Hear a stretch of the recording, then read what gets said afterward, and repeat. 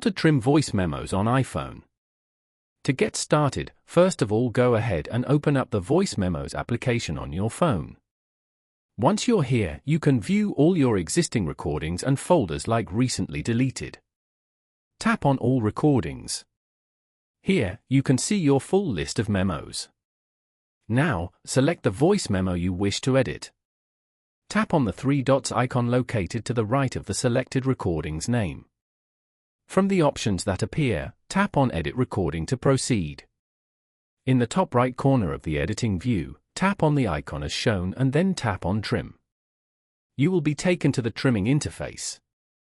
You will now see yellow sliders at the start and end of the audio timeline. Drag these sliders to highlight the exact portion of the audio that you want to keep. After making your selection, tap the Trim button at the left. Then tap on Apply at the top right corner. After that, tap on Done in the bottom right corner as shown. As you can see, a menu will pop up. Here, select Save as New Recording to create a new voice memo. Now, you can see the new trimmed file while preserving the original.